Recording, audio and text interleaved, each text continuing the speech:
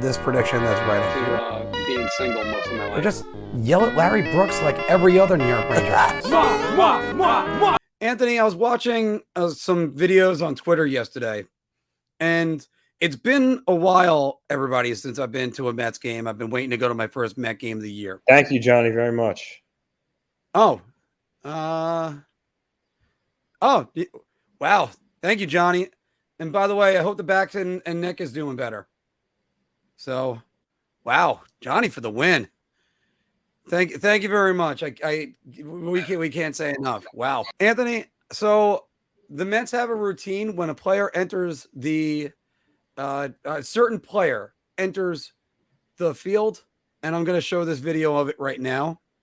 And it baffles my mind, and I'll get onto this in a second.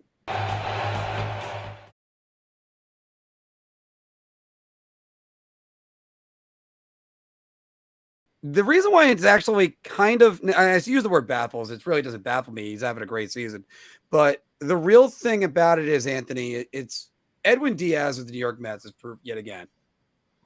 A player can change their perception, especially in New York. New York is a very fickle market, but a player, I mean, I was in LA when he blew a 3-run save when the Mets were up 5 runs to LA Dodgers. And I have a fan. I like to call it a famous picture of the ball hitting in fair territory and me looking up at the sky, being like, I can't believe this freaking guy. So while we look over at guys like, say, for instance, Jacob Trouba, who is Philk's whipping boy, or in my case, I guess Ryan Strome is gone. But I mean, you look at Kako and Lafreniere, they're writing their stories right now. And it wasn't too long ago that every Met fan, there was a different type of expletive when they were saying, fucking Edwin Diaz. Now it's fucking Edwin Diaz. Like you're pumped about him now. And I'm going to ask you about your whipping boy for the Islanders. So you have about 30 seconds to figure this one out. But again, it's just one of those things. It's one of those things that you could always write your story. And as long as there's blank pages, just keep on going, because now look at it. Because now, instead of every Met fan dreading Edwin Diaz coming to the game, they got trumpets. They're playing trumpets for this guy.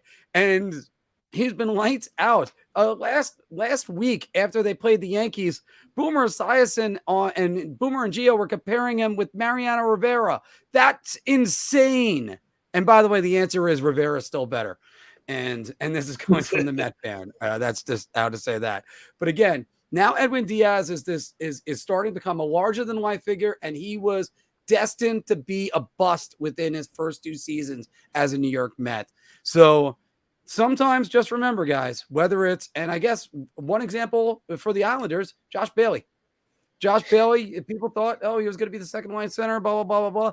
He goes up, plays right wing with John Tavares, becomes an all-star, has a career best season, signs a huge deal, and then what happens? He was their leading point scorer in the playoffs, or among 1 or 2 in the 3 deep runs. So there you go.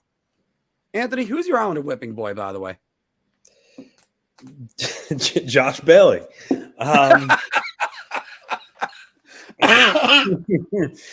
Yeah, Josh Bailey's a very polarizing figure for the Islanders his whole career. If he's not the one that's moved here, he's going to play his 1,000th game all with the Islanders this season. He's been through it all. He's been on really bad teams, been on good teams. He's caught a lot of flack from Islander fans over the years. But with that said, I acknowledge that, like he had a really good year with Tavares. He hit 70 points. He is a good playmaker.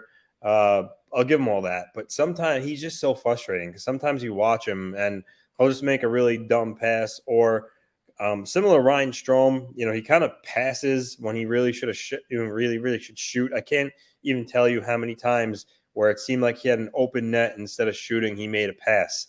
So he's been doing that his whole career, kind of just frustrating the hell out of Islander fans. And some of it's unwarranted because, again, I do acknowledge, he is a 40, 45 point guy, 50 points. I mean, the 70 point season, I think it was an outlier, obviously.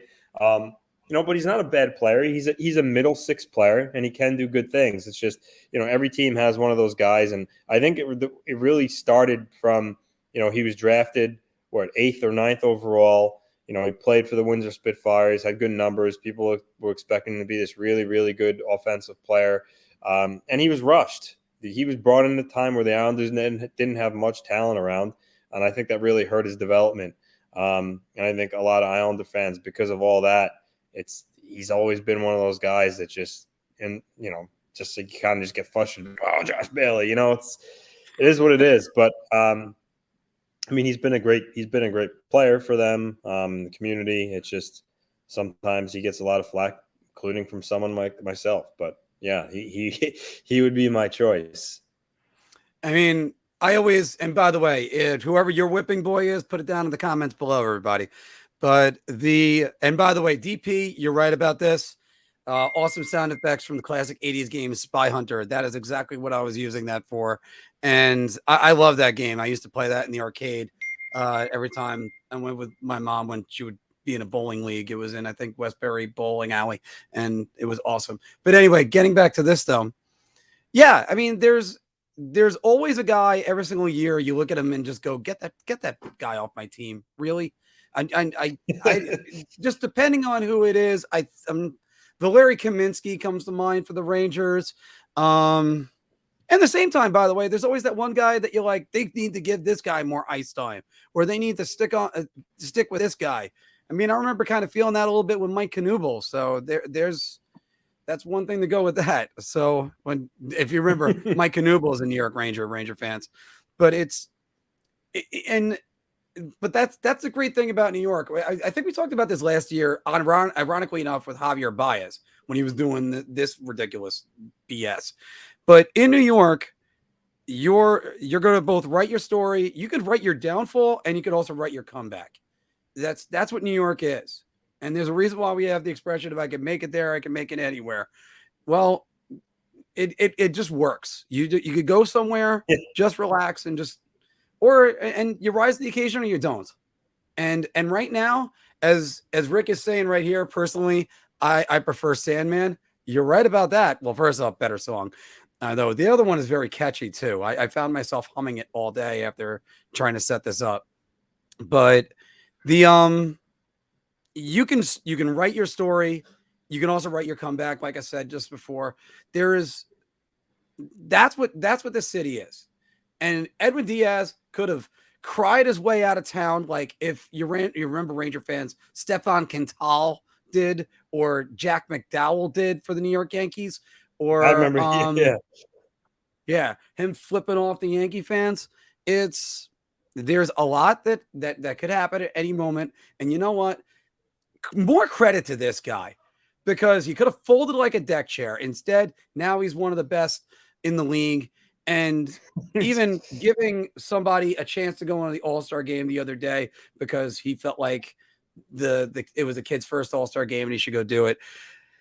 It's amazing. It's amazing just thinking about it, because 3 years ago in 2019, I was like, this is the worst trade in Mets history, getting Robinson Cano and this guy. And now it looks like the Mets didn't overpay in any way. If anything, they might have fleeced Seattle. So we'll see more about that in a minute. Let's go through some of your comments right here. And also let's start to getting some of your questions. Aaron Heilman was always very frustrating. Yeah. Much like Alexander Georgiev. David, you're one of the people that saw that with me.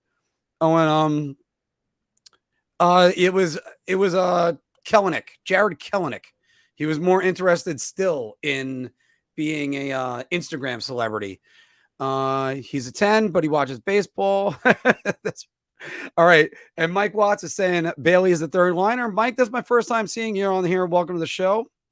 Guys, girls love a man that's well groomed. So check out Manscaped and their family of products. They have you covered from head to toe, from the lawnmower to the weed whacker, because you don't want to look like a fuzzball. Go to manscaped.com, put in promo code BAH for Big Apple Hockey to get 20% off and free shipping. If you like that video, we got a lot more. So check out any of these that are right over here. And don't forget to like, share, and subscribe. Your ideas are intriguing to me, and I wish to subscribe to your newsletter.